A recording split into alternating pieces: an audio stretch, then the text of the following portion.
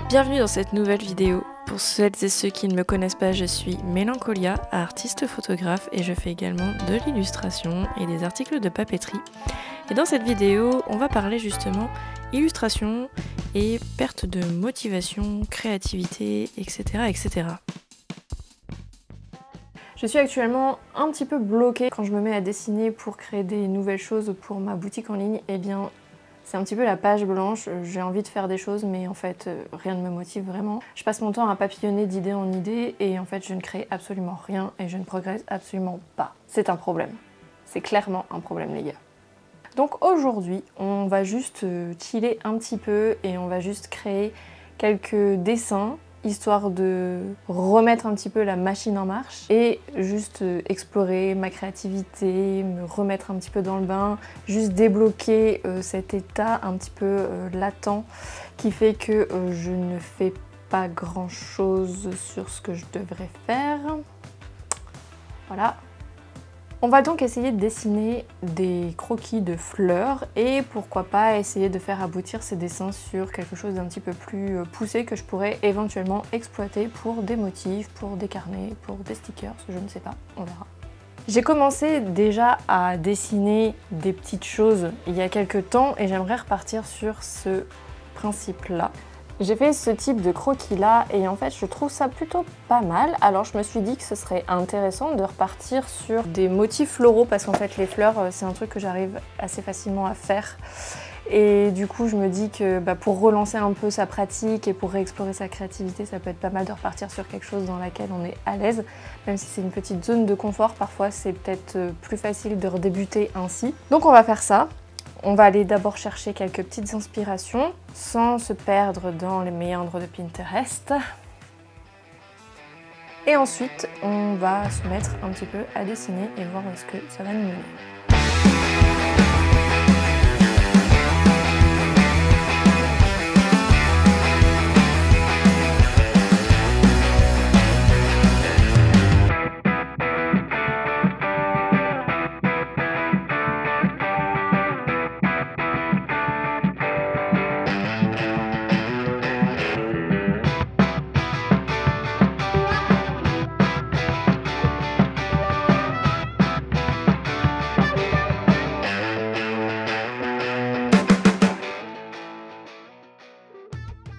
Ok, j'ai trouvé les inspirations, ça m'a pris un petit peu de temps mais c'est bon. Du coup, je vais partir sur 3 fleurs, du muguet et des campanules. Eh bien, allons-y, on va commencer par faire des croquis.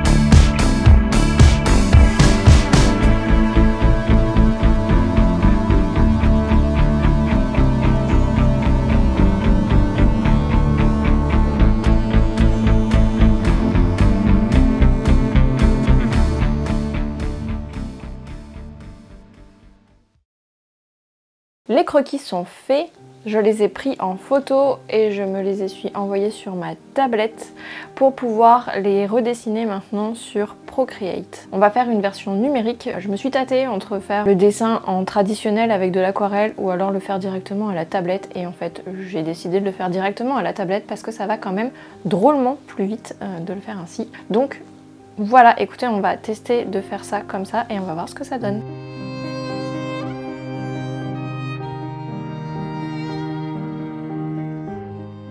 Je vous disais que je suis actuellement dans une petite phase de démotivation et de blocage créatif. Le fait est que je me sens dans une obligation et l'obligation apporte de la pression.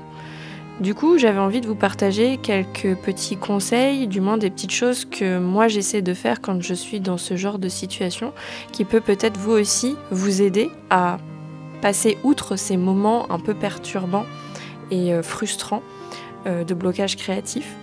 Le premier, ce serait de se lancer et de débuter, même si on n'en a pas forcément envie ou qu'on ne sait pas quoi faire, mais juste de se lancer, d'essayer de faire, même si ça n'aboutit pas à quelque chose, même si on n'a pas un résultat, même si voilà, c'est un peu difficile de s'y mettre. Je pense que c'est la première étape. Ensuite, ce serait de faire avec des choses qu'on sait faire.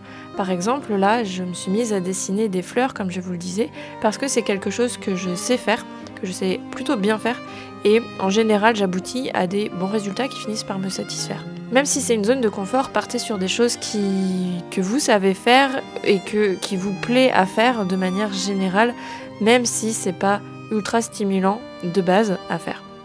Vous pouvez aussi vous orienter vers des tests, vers des choses que vous avez envie de tester, de l'exploration en fait, et aller vers des choses que vous n'avez pas l'habitude de faire, mais juste en gardant à l'esprit le fait que vous êtes dans un exercice et qu'il n'y a pas d'attente de résultats particuliers, juste vous êtes voilà, dans une exploration, dans une découverte et dans un plaisir. Finalement, avec le dessin de ces deux fleurs, j'ai décidé de continuer une petite série que j'avais commencée auparavant dans mes articles de papeterie. En fait, j'avais commencé à faire des cartes de fleurs avec la symbolique du langage des fleurs associée à chacune des fleurs. Je trouve que c'est quelque chose d'hyper intéressant et moi c'est quelque chose dans lequel j'ai été baignée quand j'étais enfant. Et du coup j'aime beaucoup cette association fleurs et symbolisme qu'il peut y avoir derrière et du coup transmission de messages à travers les fleurs. Du coup voilà, je vais juste poursuivre ça avec ces fleurs et donc j'ai décidé d'en faire des cartes et de les associer à certaines symboliques.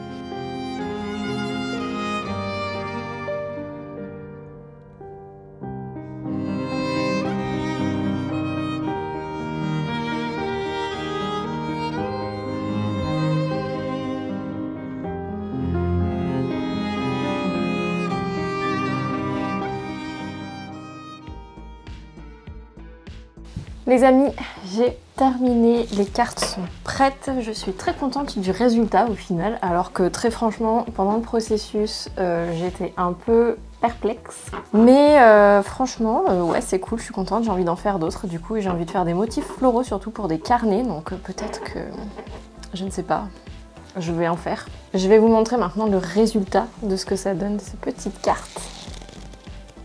Donc voilà pour la campanule. Et pour le muguet,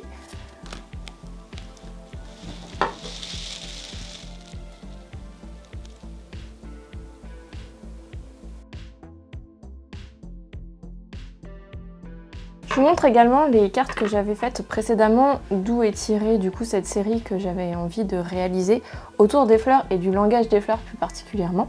Donc on avait ici l'anémone et la bruyère vagabonde. Je vais donc clore cette vidéo ici. Écoutez, ces cartes vont être disponibles sur ma boutique en ligne. Vous avez le lien juste en dessous dans la description, comme d'habitude. Ce sera également disponible dans la galerie d'art où j'expose de façon habituelle. Si vous passez dans le coin, que vous habitez dans les Pyrénées-Atlantiques, ce sera avec grand plaisir de vous rencontrer. Sur ce, je vous souhaite de passer une excellente journée, d'être créatif, continuez de créer les amis parce que c'est ce qui est le plus chouette au monde je pense. Et je vous dis à très bientôt dans la prochaine vidéo. Salut!